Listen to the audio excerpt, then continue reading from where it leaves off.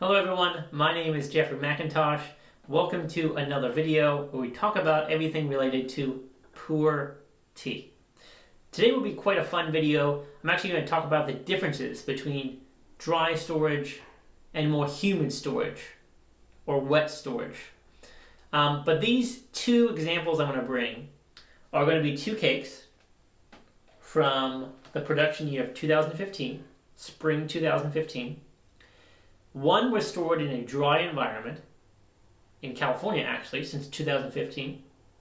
And the other was stored in a more humid environment, Taichung, Taiwan, since 2015. So these tea cakes are about 8 years old. And I've always wanted to do a video like this, just looking at all the details, the wrappers, the leaves, the color of the liquid, the aroma, the taste profile, to see what storage does to the taste profile of tea and the quality of tea. Now it's hard to do a video like this because how in the world am I going to know if this tea was truly dry stored for those whole 8 years? Or this tea was truly humid storage for 8 years? And maybe that's why it took so long to do a video like this. Because this tea I've had in my possession in Taichung, Taiwan since 2016 or so, a friend of mine. And this one has been sitting in California, actually one of the Danong warehouses, since 2015. So this is a dry stored tea. So I know the origin of these teas.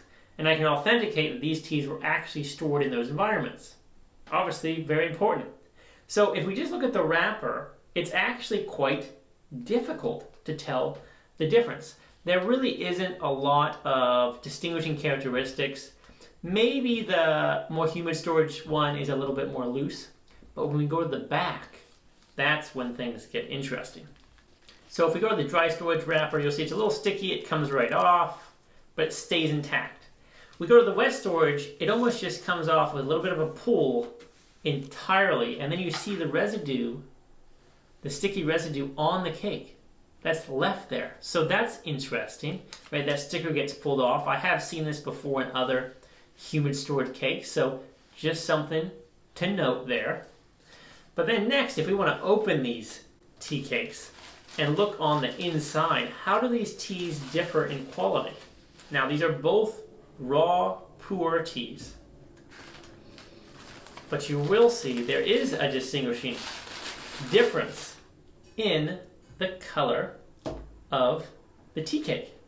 You'll see the dry storage is a little bit more dull, a little bit more muted in color, a little bit more uniformed.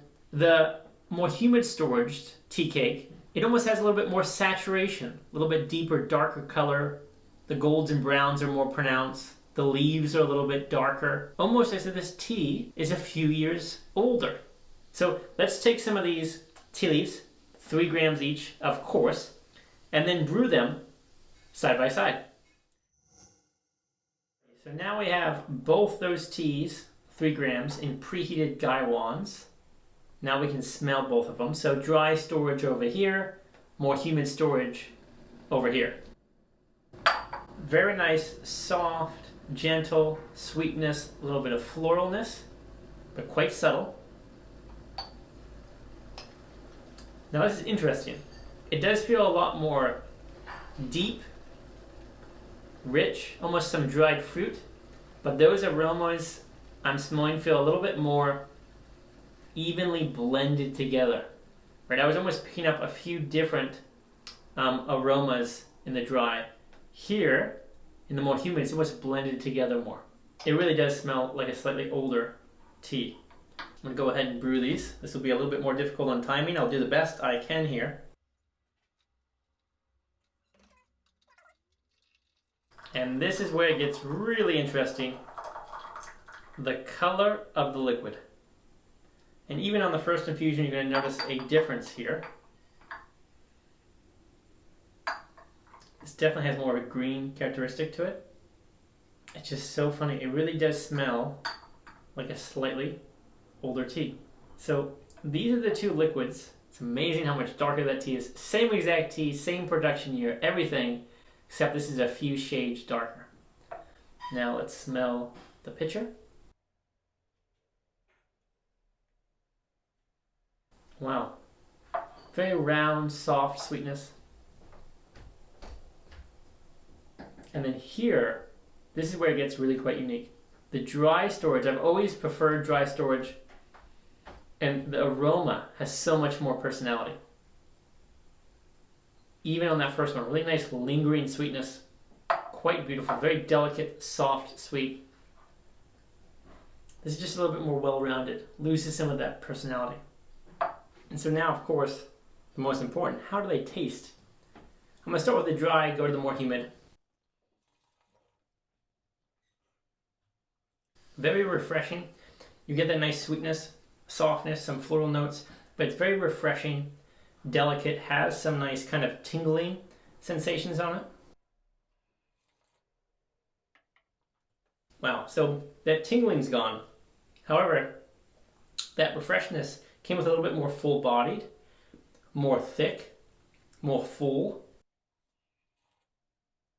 I do feel it lost a little bit of that unique personality of this tea, but it tastes so much more comfortable. Just very soothing, warming, rich. It is quite hard to go back and forth between teas and then keep the flavor profiles. Yeah. It is a little bit more tingling, a little bit more sharp, refreshing characteristic. You get that sweet notes on the front, where here, when you drink it, you're getting that kind of more aftertaste sweetness. And now I'm going to let you all look at the wet leaves, as that can be quite important. A little recap of what we did so far. Dry storage, as I have been taught, if you can authentically store teas for a very long time in dry storage, they tend to fetch a higher price. However, they age so slow.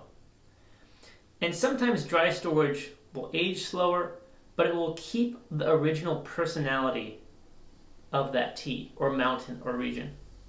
Now you go to a more humid storage or more wet storage, it does accelerate the aging process, making the tea resemble that of an older tea. It may even smooth out the smooth out the taste profiles and aromas. The color is more dark and rich, but you might lose some of that original personality from the mountain or the region. So there's pros and cons to both. And particularly the aroma in the pitcher was far more enjoyable in the dry storage than it was the humid. But the mouth feel and the taste profile is very comfortable on this kind of more humid stored tea. So hope that's helpful, and some of those techniques and things you saw today will help you be able to make your own educated and informed decisions about the teas you're drinking. Are they indeed dry storage or humid storage? Very unique thing there with the sticker there, how it kind of pulled off but the residue was left. So hopefully this was helpful. I hope you enjoy some incredible teas. Let me know in the comments below. Do you prefer dry storage or humid stored for teas? Or maybe you like to have a collection, a little bit of both. See you all in my next video.